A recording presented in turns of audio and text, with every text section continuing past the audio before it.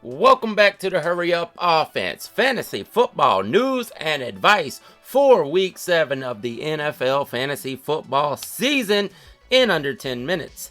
I am Smokey Rameriz, your fantasy football pro. Let's go.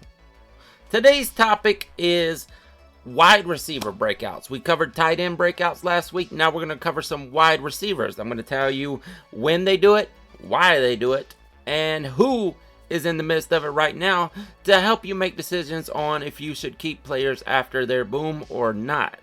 But first, let's get into the news. Speaking of breakout wide receivers, rookie breakout, and hopefully he will continue to break out. Kadarius Toney is not going on the IR, which is good news if you picked him up after he had his couple of breakout weeks, especially that one big one.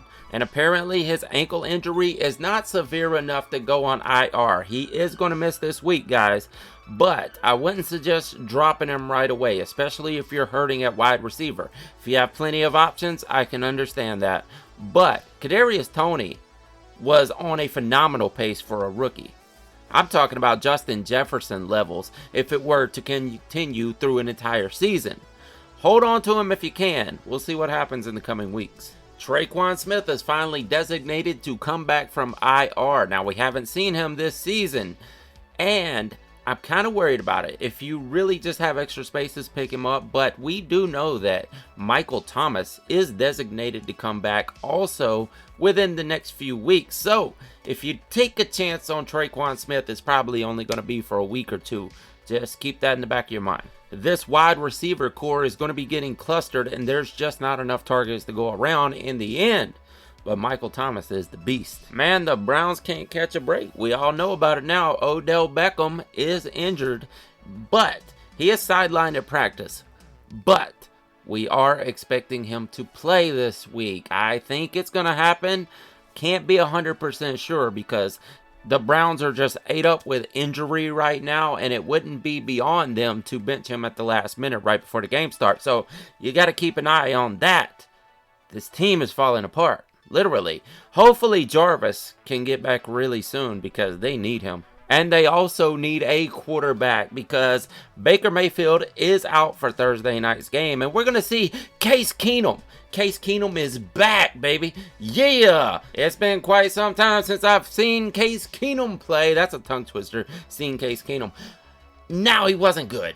The last time I saw Case Keenum play, he was not good at all. But in the past, he has been very productive. We all remember that one season where he took the Vikings deep into the playoffs and only to be beaten by another backup quarterback in Nick Foles. And we know what happened there. Nick Foles got himself a championship. But that's not the point right now. Right now, we know that Case Keenum is coming back. And no one knows just how productive he is or is not going to be. So I wouldn't take a chance on Case Keenum right away. But if you're hurting, I guess it's worth a shot, but I would go with a Mac Jones or something like that first. Saquon Barkley is the new Miles Sanders. Oh, that's funny thinking about it. Miles Sanders preceded Saquon Barkley there at Penn State. So fitting that now Saquon Barkley is also doing the Miles Sanders, and he's still not practicing. And neither is Kenny Golladay. The Giants can't catch a break. He's not practicing. None of them are practicing. Daniel Jones has a concussion. This team is looking almost as bad as the Browns right now. Let's hope somebody besides Sterling Shepard can get back on the field. Now, if you need one of these wide receivers, Sterling Shepard should be productive this week, but we don't know how good Daniel Jones is going to be because of his concussion. Last week he was bad. Let's hope all of the brain fog is gone this week. Yet another tight end has gone down for Washington. Now, I don't know if he's actually down, but Ricky Seals-Jones is not practicing right now, and no one seems to know why. Maybe he'll be back. He was very productive last week. He was very usable and would probably be very usable again this week. But he's not in practice. Who knows? A little bit of Ravens news. Sammy Watkins is still not practicing. Was anybody expecting him to? I don't know. But he's not. Let's talk about these running backs. Tyson Williams, Le'Veon Bell, Devonta Freeman, Latavius Murray. Out of all of these guys they have brought in to replace that hole that they left at running back, only Devonta Freeman is looking good right now. Now, I know it seemed like every one of them got a touchdown last week, but Devonta Freeman looks like the best out of the four, which is amazing. It really is. Devonta Freeman was done. He's looking good. You might be able to take a chance on Devonta Freeman. You might not want to wait until he has another week of good production, though. Get him and hold him on the very back of your bench in a space that you really don't care about, so you can just dump him if he's horrible this week. But try it. It might work. Remember when I told you how T.Y. Hilton was back? Well, he's not back anymore. He's got a quad injury. Being held out of practice right now. I don't know if he's going to play. And I'm really not worried about it too much because Michael Pittman is in the midst of a breakout season. More on that later. Teddy Bridgewater also has a quad injury and a foot injury. He's questionable for week 7. If he is out, we're obviously going to see Drew Lock out there chucking the ball over people's heads. This offense is not that great, guys. It looked somewhat usable early in the season, but right now, other than Cortland Sutton and the 2 running backs, which are a completely dead split timeshare right now, so neither one of them are great for your team, but they do get production if you put them both together. And Jerry Jeudy when he comes back. I don't know that I really want anything else out of this, and none of these guys are anything more than a flex in my opinion, unless you're in a super deep league. Oh no, guys, this might be happening. Deshaun Watson might be headed to Miami to replace Tua. And Tua might be headed to Washington to replace Taylor Heineke. All of 3 of those guys are in bad situations right now. Now, sorry for Taylor Heineke. He's probably going to be the one left out in the cold on this deal. But it looks like this might happen. Deshaun Watson might be a Dolphin. Tua might be a football team.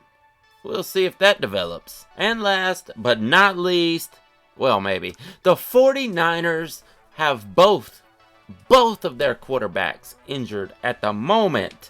Garoppolo is limited, but he is practicing.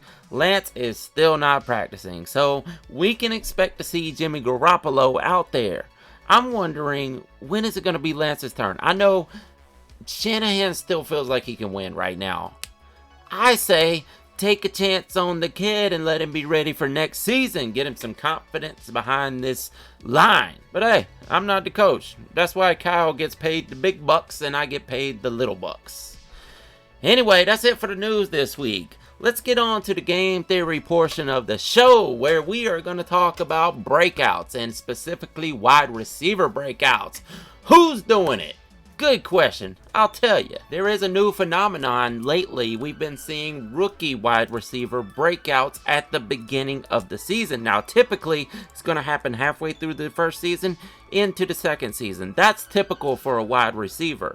And with extenuating circumstances, sometimes third year. Now, we have been seeing this trend go from Justin Jefferson to Jamar Chase. Maybe it's LSU receivers. But no, Kadarius Toney was on route to be that guy also this season. But now this injury is a setback for him, so he may end up being one of those second half season breakouts. Half season breakouts. Remember Michael Thomas. Remember Calvin Ridley. This season, I'm expecting to see guys like Jalen Waddle, Devonta Smith, and maybe, just maybe, even Rashad Bateman end up in this category. So look for these guys. Now, most typically, the second year breakout. We see guys like Michael Pittman, CeeDee Lamb, and Chase Claypool all should be great candidates to break out this season. Now, Michael Pittman is definitely doing it. CeeDee Lamb is right there on the cusp. He definitely put up a phenomenal game, and he should be breaking out. Now, I'm worried about Chase Claypool because of the team he's on and how stale the offense is, and he's got Big Ben. But all in all, he should have a great season when it's all said and done. And then there's the third year and after extenuating circumstance groups like we saw with Devontae Parker breaking out in season number 5, no less than number 5. This year, we can add Deebo Samuel and Mike Williams to the list. You see, these guys are on a late career, well, not really late career. They're still kind of in their first half of their career, hopefully, but these guys are really late in breaking out, and it's extenuating circumstances. For Deebo, it was an injury. For Mike Williams, he happened to just be behind a guy that he never could get over the hump, and now he has a quarterback to get him there, so it's happening for both of these guys right now. Offenses are hard to learn in the NFL. That's why you don't see them break out as soon as running backs. Speaking of running backs, we will talk about breakout running backs next week. But that's it for this week. I am Smokey Rameriz, your fantasy football pro. And if you want to see me and Alex talk about each game each week and predict the winners, join us on the scoreboard every week. It comes out right before this one on Thursdays. I am Smokey Rameriz, your fantasy football pro. I'll see you next week. Deuces.